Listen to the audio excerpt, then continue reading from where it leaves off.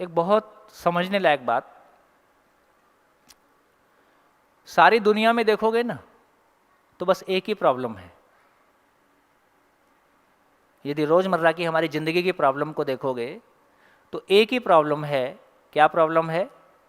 Problem ये है कि मैं मेरी पहचान और मेरे सम्मान के लिए बहुत सेंसिटिव हूं, और मेरी पहचान और मेरा सम्मान इस बात में है कि चलेगी किसकी। ठीक, चलेगी किसकी। तो एक फैमिली में रहते हुए मेरे को लगता है कि वही my life my rules, my life my rules का मतलब है भाई मेरी चलेगी, जो मैं कह रहा हूं वो सही है। तो एक बच्चे को लगता है कि मैं ठीक हूं, मेरी चलनी चाहिए। माँ बाप कहते हैं कि हमने दुनिया देखी है, हमारी चलनी चाहिए। जैसे जैसे अक्सर बेटे और बाप के बीच में ईगो क्लैश आता है, तो कोई पॉइंट तक बाप को लगता है कि मैं बड़ा हूं, मैं बाप हूं, मुझको समझ है, जो मैं कहता हूं उसको मानो। कोई पॉइंट के बाद बेटे को लगने लगता है कि अब मैं भी समझ गया हूं, मैं सही हूं, अब मेरी चलेगी। वही प्रॉब्लम सास बहू के बीच में है। सास जो उस घर की माँ है, अब तक उसकी चलती आई है, बहू के आने के बाद उसके राज्य में एक पार्टिसिपेट, उसके राज्य में एक पार्ट और हो जाता है। बहू आती है, वो कहती है अब मेरी चलेगी।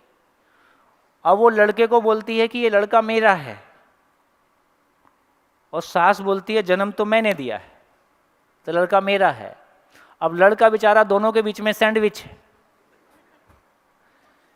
लड़के की हालत ये है कि वो ना माँ को कुछ कह सकता है ना पत्नी को कुछ कह सकता है, और पत्नी और माँ दोनों अपने इनसिक्योरिटी में है। यदि माँ की चल गई तो लड़की को लगता है कि मेरा कुछ नहीं बचा, और यदि लड़की की चल गई माँ को लगता है तो मेरे पास कुछ नहीं बचा।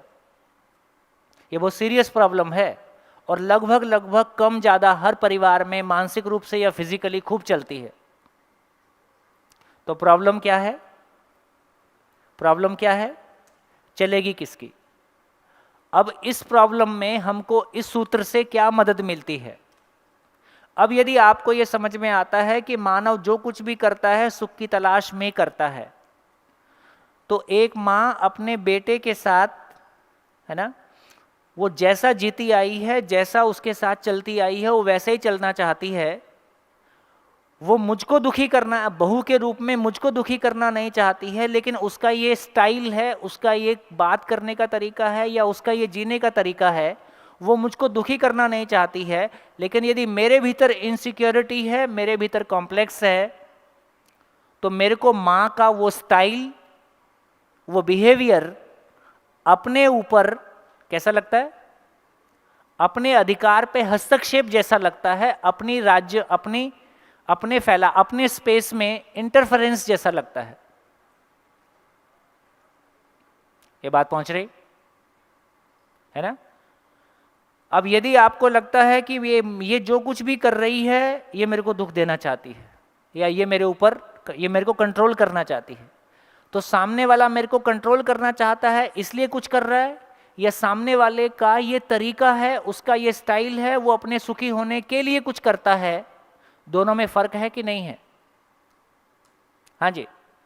यदि मेरे को ये भरोसा हो जाए कि ये मेरे को कंट्रोल करने के लिए ऐसा नहीं कर रहा है, लेकिन इसका ये अपने सुखी होने के लिए इसका ये स्टाइल है। जैसे कोई लोग ऊंची आवाज में बात करते हैं, सब जगह अलग अलग तरह की प्रॉब्लम्स हैं, तो किसी का ऊंची आवाज में बात करना आपको बिल्कुल अच्छा नहीं लगता है, तो वो ऊंची आवाज में बात कर रहा है, वो मुझको दुखी कर रहा है, या उसके ऊंची आवाज में बात करने से मैं दुखी हो रहा हूं? ठीक हो गया?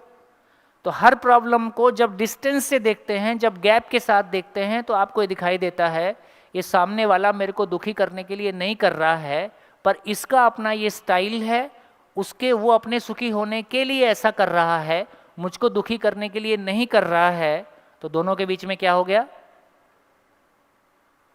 दोनों के बीच में क्या हो गया?